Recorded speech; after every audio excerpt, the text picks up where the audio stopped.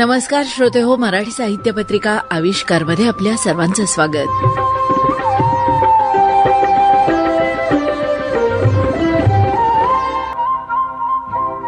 श्रोते हो, आज आपल्या भेटीला आलेले आहेत शिक्षक, कवी, कथालेखक, गझलकार, नाटककार आणि अभिनेता असा बहुआयामी प्रवास करणारे रोशनकुमार पिलेवान.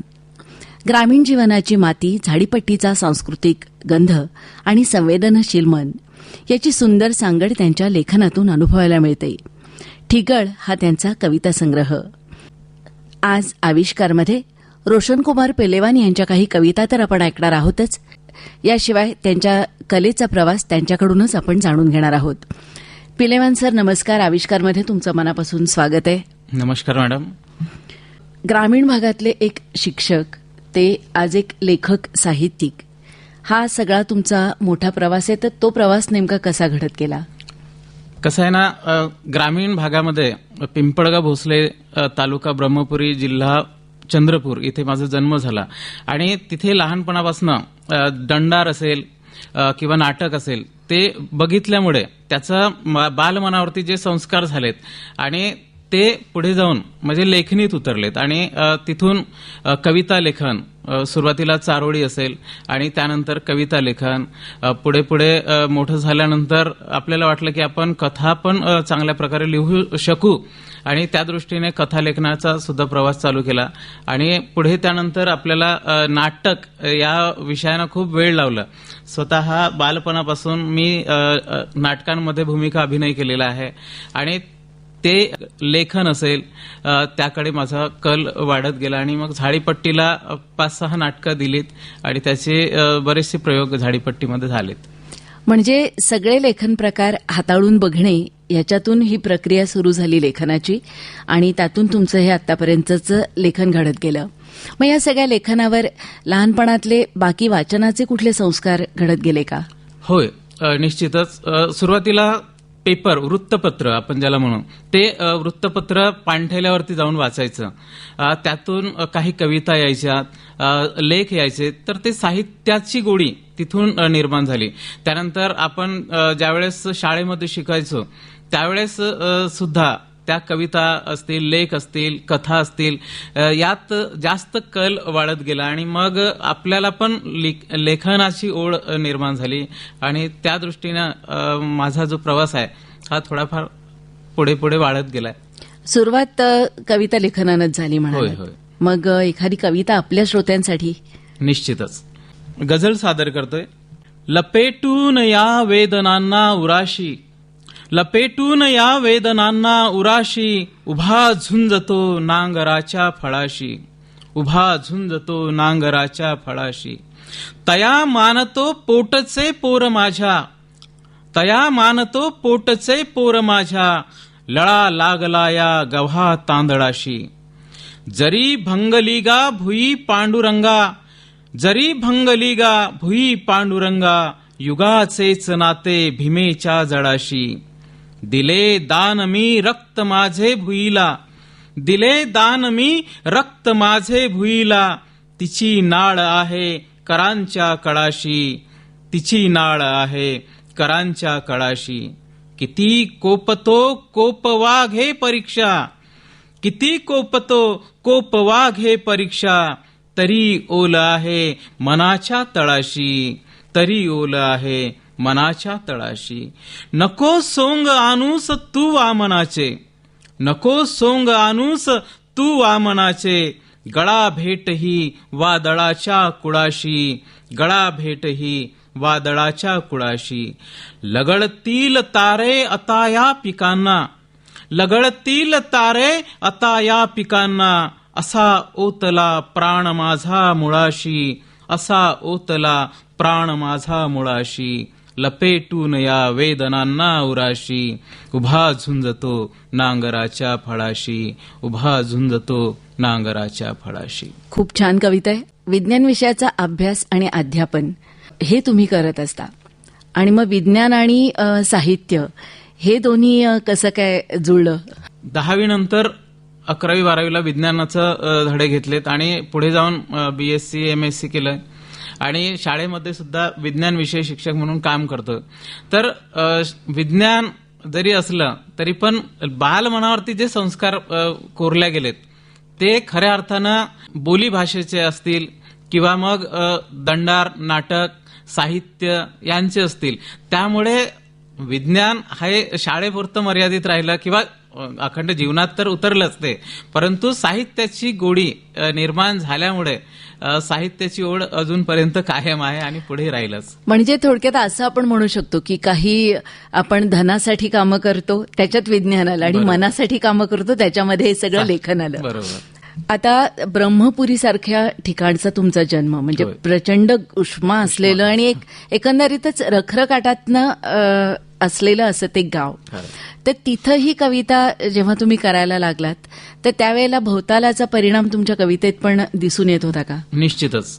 भवतालाचा परिणाम तिथल्या बोलीभाषा असेल, बोलीभाषेचा परिणाम कवितेवरती किंवा साहित्य, एकंदरीत साहित्यावरती आलेला आहे.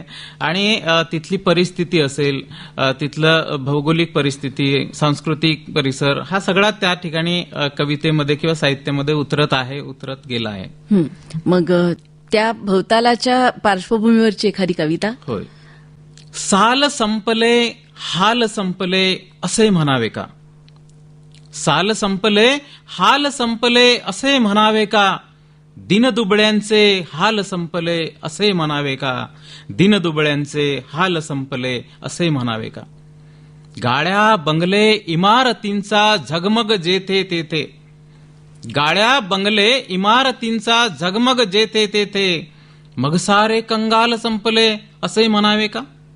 कर्कश डीजे रिमिक्स छळतो करतो लाही लाही, विश्वातील सुरताल संपले असे म्हणावे का?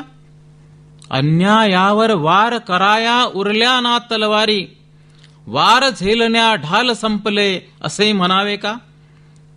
विश्व अडकले सारे कारे आंतरजालामध्ये, विश्व अडकले सारे कारे आंतरजालामध्ये, मोह माया जाल संपले असे म्हणावे का? आणि वृद्धाश्रम वाढलेत आणिक परवळ म्हाताऱ्यांची, वृद्धाश्रम वाढलेत आणि परवळ म्हाताऱ्यांची, इथले माके लाल संपले असे म्हणावे का? हट्ट चालला बालमनाचा पिझ्झा बर्गरसाठी, हट्ट चालला बालमनाचा पिझ्झा बर्गरसाठी, ते बुड्डी के बाल संपले असे म्हणावे का? जिकडे तिकडे स्पा पार्लरचा सुकाळ आला, जिकडे तिकडे स्पा पार्लरचा सुकाळ आला, ओठ गुलाबी गाल संपले असे म्हणावे का? साल संपले हाल संपले असे म्हणावे का? दिनदुबळ्यांचे हाल संपले असे म्हणावे का? विदारक सत्य आहे हे, आणि कुठलाही काळ असला तरी त्या काळाला भवतालाला हे लागू पडणार आहे. निश्चितच. ठिगळ हा तुमचा प्रकाशित झालेला काव्यसंग्रह, तर या काव्यसंग्रहाची कल्पना कशी सुचली? ठिगळ हा अगदी सुरुवातीचा काव्यसंग्रह आहे. त्यात काही बोलीभाषेच्या कविता आहेत, काही म्हणजे जे आपल्या मनावरती रुजलेलं ते सत्य मांडण्याचा या ठिकाणी प्रयत्न केलेला आहे. आणि बोलीभाषेच्या बऱ्याचशा कविता या ठिकाणी आलेल्या आहेत. म्हणजे तिकडची चंद्रपूरची जी बोलीभाषा आहे ते, मग त्याचा सुगंध आपल्याही श्रोत्यांना आपण ऐकूयात. निश्चितच. कविता सादर करतोय. सात जन्मी मांग बेला सक वडाल, सात जन्मी मांग बेला सक वडाल, कारजा कारीज धागे गोवल्यावर, लाडके नसनस नको बाई करू तू, लाडके नसनस नको बाई करू तू, माणसाचा मोल होते खोवल्यावर, माणसाचा मोल होते खोवल्यावर.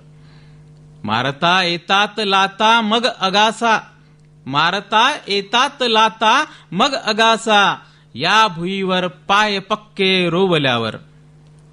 दारकेचा किसन रुंगते रे दुधाल, दारकेचा किसन रुंगते रे दुधाल, वासराल काय उरते दोवल्यावर, वासराल काय उरते दोवल्यावर.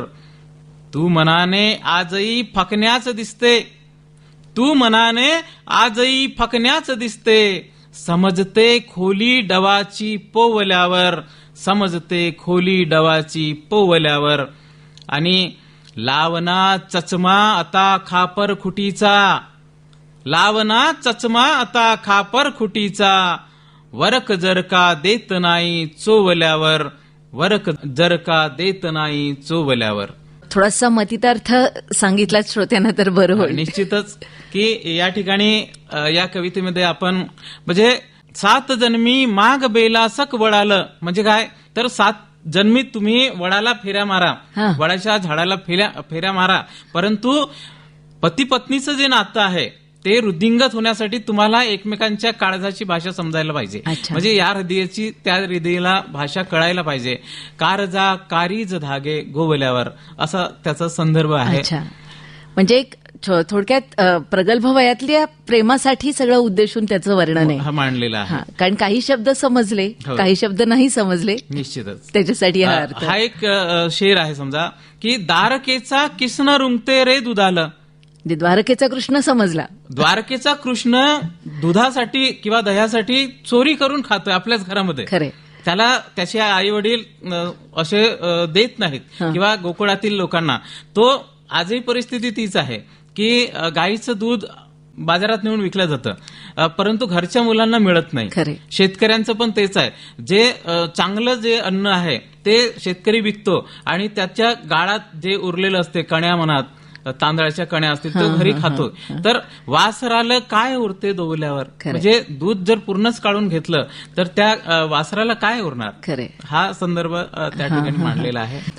मुलाखतीकडे पुढे वळताना झाडीपट्टी रंगभूमीसाठी काही नाटकांचंही लेखन तुम्ही केलं. होय. मग तुमच्यातलं कवी मन आणि हे लेखन याचा काही संबंध आहे? निश्चितच कवी मनामुळेच पुढे पुढे लेखन वृद्धिंगत होत गेलं. म्हणजे माणसाच्या ज्या संवेदना आहेत त्या लोकांशी समाजाशी काय समाजामध्ये काय घडतं ते मांडण्याचा प्रयत्न केला.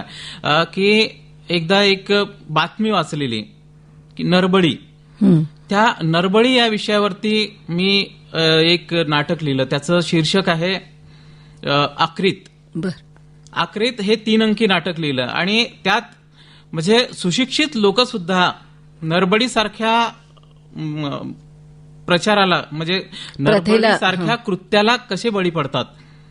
एका स्त्रीला मूल होत नाही आणि ती भोंदूबाबांच्या मार्गातनं म्हणजे सुरुवातीला ती श्रीमंत असते, चांगली श्रीमंत घरची स्त्री.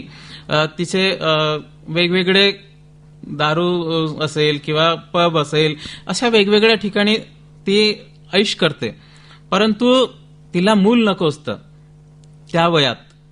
परंतु ज्या वेळेस लोक तिला इतर स्त्रिया तिच्या मैत्रिणी तिला डिवसतात आणि विचारतात की तुला मूल नाहीत, तर त्यावेळेस ती जेव्हा आपल्या पतीला मुलाची मागणी करते त्यावेळेस डॉक्टर तिला सांगतात की नाही, यावेळेस आता तुला मूलबाळ होऊ शकणार नाहीत, कारण तिच्या गर्भाशयाची पिशवी काढलेली असते. एका अवघड प्रसंगी डॉक्टरांना सुद्धा ते तसं करणं भाग पडतं. आणि मग तिच्या भावात जो वाईट कृत्य करणारा तिच्या संपत्तीवरती त्याचा डोळा असतो, तो भाऊ तिला त्या मार्गाने नेतो आणि भोंदूबाबाच्या नादी लागून ती एका मुलाचा बळी घेण्या इतपत कृत्य करते, वाईट कृत्य करते. आणि तो प्रसंग हृदयस्पर्शी आहे आणि लोकांनी चांगलं डोक्यावर घेतलेलं नाटक आहे ते आक्रीत. हे नाटक झाडीपट्टीमध्ये बऱ्याच ठिकाणी त्याचे प्रयोग झालेले आहेत. लेखन तर आहेच, म्हणजे लेखक तुम्ही आहातच, पण मग अभिनयाकडे कसे काय वळलात? आता काय सुरुवातीपासनं मी मगाशी सांगितल्यासारखं की विद्यार्थी दशेत असताना शाळेमध्ये सांस्कृतिक कार्यक्रम असतील त्या ठिकाणी म्हणजे संधी मिळाली. परत आम्ही आमच्या वार्डामध्ये मोहल्ल्यामध्ये आम्ही प्रोग्राम्स करायचे आणि तिथं सुद्धा अभिनयाची संधी मिळाली आणि पुढं ती अभिनयाची संधी मिळत गेली. आणि लेखन, दिग्दर्शन आणि अभिनय असा एक योग जोडून आला. जे स्वतः जे म्हणायचे ते प्रत्यक्ष स्वतः सादर करणं हा एक लेखक म्हणून तुमचा एक वेगळा व्ह्यू त्याच्याकडे असू शकतो. निश्चितच. या नोटवर एखादी आणखीन कविता? एक शेती मातीचीच कविता घेतोय. तुरी.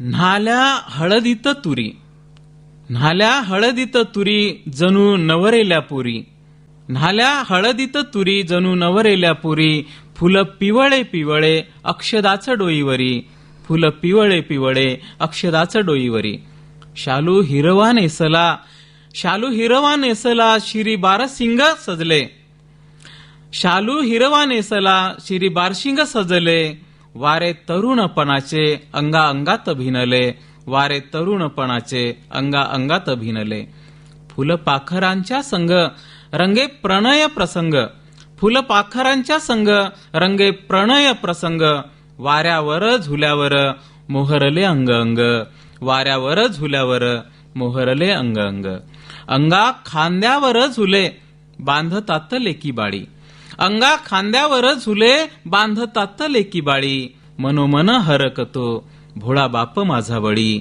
मनोमन हरकतो भोळा बाप माझा बळी. छान कविता आहे, निसर्गाशी जवळीक साधणारी अशी कविता. निसर्गाचाच विषय निघाला तर ब्रह्मपुरी चंद्रपूर सारखा रखरखाट आणि साताऱ्यासारखं एक थोडीशी हिरवाई असणारं, मग तुमच्या लेखनामध्ये त्याचं प्रतिबिंब पडलंय का, होय, या दोन्ही बदलांचं? निश्चितच. तिकडे पाहिलं तर म्हणजे उष्ण धानाची शेती, इकडे जर आलं तर सह्याद्रीचा घाट आहे, हे निसर्ग सौंदर्य आहे आणि त्याचा सुद्धा लेखनावरती परिणाम पडलेला आहे. कवितेतून तो नक्की उमटला असेलच ना? होय होय. कविता सादर करतोय. शुभ्र धुक्यांची शाल, कुणी पसरली शुभ्र धुक्यांची शाल सभोवती अशी.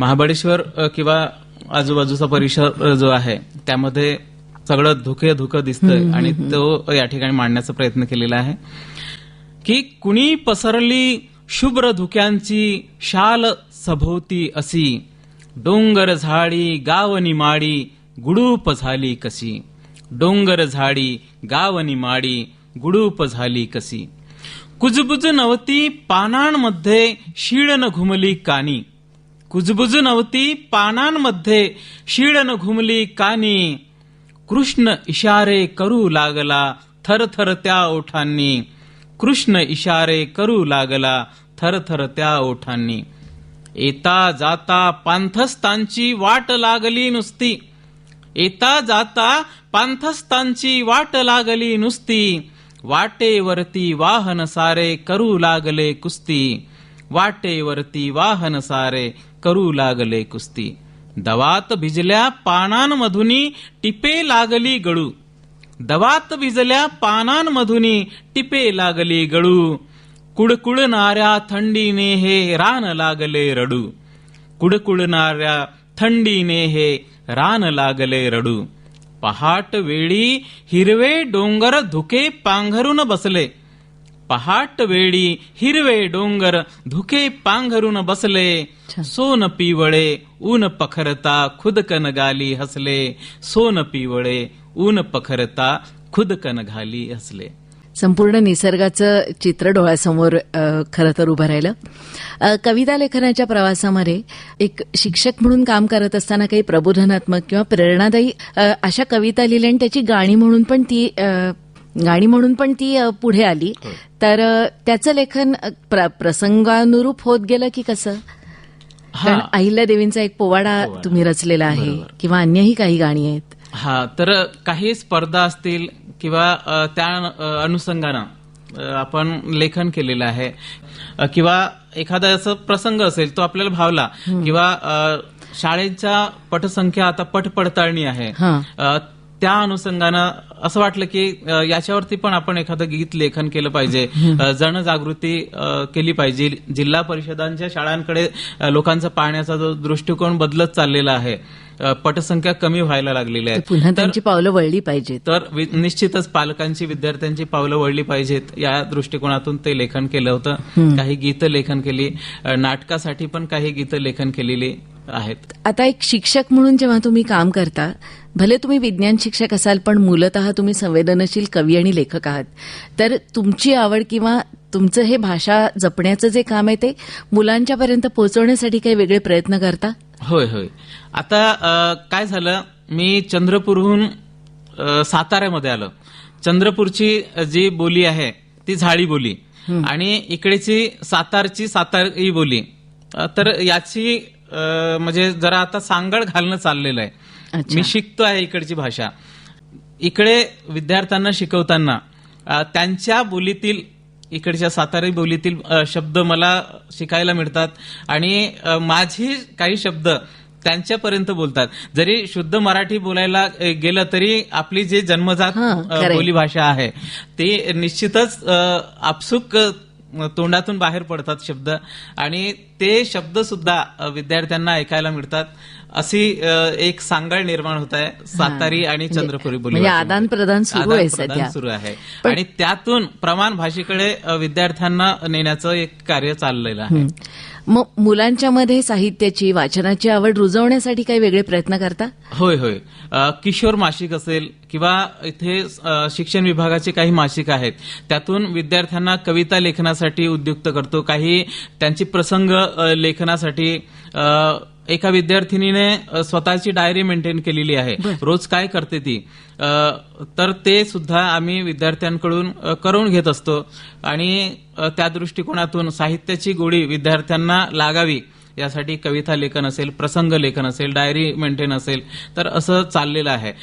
या वर्षात विद्यार्थ्यांच्याकडून चांगल्या लोकांच्या मुलाखती घेतल्या पाहिजेत, तर मुलाखतीचं तंत्र सुद्धा विद्यार्थ्यांना अवगत करण्यासाठी या सत्रामध्ये आम्ही तो विषय राबवणार आहे. खूप छान कल्पना आहेत, कारण मुलांच्या मध्ये ही सगळी कौशल्य आजकाल काही प्रमाणात कमी होताना दिसत आहेत आणि त्या दृष्टीनं खरंच तुमचा प्रयत्न खूप स्तुत्य आहे. पुन्हा एकदा कविता एखादी आपल्या श्रोत्यांसाठी. निश्चितच. एक कविता आहे, नदीकाठच्या पोरी. नदीकाठच्या पोरी घाबरत नाहीत पाण्याला. नदीकाठच्या पोरी घाबरत नाहीत पाण्याला. नदीचं पोट चिरून वाट काढतात पाण्यातून. नदीकाठच्या पोरी घाबरत नाहीत पाण्याला. नदीचं पोट चिरून वाट काढतात पाण्यातून. मासोळीगत मुक्त विहरतात, पोहत जातात प्रवाहाच्या विरुद्ध दिशेनं. नदीकाठच्या पोरींना भीती नसते सासू विहिरीत ढकलण्याची वगैरे वगैरे. नदीकाठच्या पोरींना भीती नसते सासू विहिरीत ढकलण्याची वगैरे वगैरे. बुडणाऱ्याला वाचवतात नदीकाठच्या पोरी. जीवाचा डोंगा करतात नदीकाठच्या पोरी.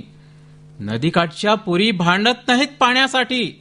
गढूळ पाणी आसल करतात किनाऱ्यालगत चुवा खोदून. नदीकाठच्या पोरी झुळझुळणाऱ्या झऱ्यासारख्या अवखळ, ओढ्यासारख्या ओढाळ, पुरातील भोवऱ्यासारख्या रुद्र, शांत वाहणाऱ्या कृष्णामाईसारख्या संथ आणि संत सुद्धा. नदीकाठच्या पोरी असतात गोदावरी, नर्मदा, सिंधू, भीमा, कावेरी आणि पवित्र गंगा सुद्धा. नदीकाठच्या पोरी नदीचं नदीपण रीत करत जातात. समुद्राला समुद्रपण बहाल करत जातात. नदीकाठच्या पोरी स्वतःच नदी होत जातात सहवासातील प्रदेश सुपीक करण्यासाठी. नदीकाठच्या पोरी कवितेत मावत नाहीत. नदीकाठच्या पोरी कवितेत मावत नाहीत. त्या असतात नदीवरच्या निबंधासारख्या, कादंबरीसारख्या विस्तृत, कादंबरीसारख्या विस्तृत. खूप छान. म्हणजे एका बाईची ताकद या सगळ्या कवितेतून तुम्ही व्यक्त केलेली आहे. एकूणच पिलेवान सर, तुमचा हा लेखनाचा आणि कवितांचा प्रवास खूप रोचक असा आहे. जसा भवताल बदलला तशी तुमची कविताही बदलत गेली. मात्र जी संवेदनशील मनाची जी नाळ आहे ती कवितेशी कायमच जोडली गेली आहे. तुम्ही इथे आलात, तुमच्या काही कविता सादर केल्यात, त्याचबरोबर तुमचा लेखन प्रवासही उलगडला. त्याबद्दल आविष्कार कार्यक्रमातर्फे तुमचं मनापासून मी आभार मानते, मनापासून धन्यवाद देते. आणि जाता जाता एका कवितेनं आपण या संवादाचा समारोप करूयात. धन्यवाद मॅडम. एक गझल पेश करतोय. आजन्म पोसल्या मी माझ्या व्यथा उराशी. आजन्म पोसल्या मी माझ्या व्यथा उराशी. मी बोललोच नाही साधे कधी कुणाशी. मी बोललोच नाही साधे कधी कुणाशी. नवती सुगी तरीही लाचार जाहलो ना. कित्येक दिस राती मी राहिलो उपाशी. आजन्म सोसल्या मी माझ्या व्यथा उराशी. नव्हते जरी जुळाले 36 गुण अपुले, नव्हते जरी जुळाले 36 गुण अपुले, आल्या जुळून तारा माझ्या तरी तुझ्याशी, आल्या जुळून तारा माझ्या तरी तुझ्याशी. बापामुळेच नौका ही लागली किनारी, बापामुळेच नौका ही लागली किनारी, आईमुळे आम्हाला घडते रोज काशी, आईमुळे आम्हाला घडते रोज काशी. कन्याच पुत्र माझे मानू कसा नकोशी, कन्याच पुत्र माझे मानू कसा नकोशी, हा वारसा पिढ्यांचा साची पिहुनी राशी, हा वारसा पिढ्यांचा साची पिहुनी राशी. आणि येईल तो वसंता रिझवा वया मनाला, येईल तो वसंता रिझवा वया मनाला, संपेल पान गळती जाईल ही उदाशी, संपेल पान गळती जाईल ही उदाशी. आजन्म पोसल्या मी माझ्या व्यथा उराशी, मी बोललोच नाही साधे कधी कुणाशी. खूप छान. तुमच्या एकूणच पुढच्या सगळ्या लेखन प्रवासासाठी खूप साऱ्या शुभेच्छा. आणि आपण आज या ठिकाणी आलात आणि आपला कलेचा लेखनाचा प्रवास उलगडला त्याबद्दल खूप मनापासून धन्यवाद. नमस्कार. नमस्कार. धन्यवाद मॅडम.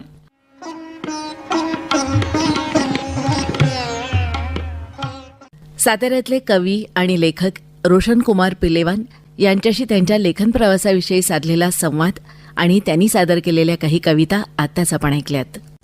आजच्या कार्यक्रमात आता इथंच थांबूया. पुन्हा भेट मराठी साहित्य पत्रिका आविष्कारमध्ये येत्या शुक्रवारी सकाळी 9:30 वाजता. नमस्कार.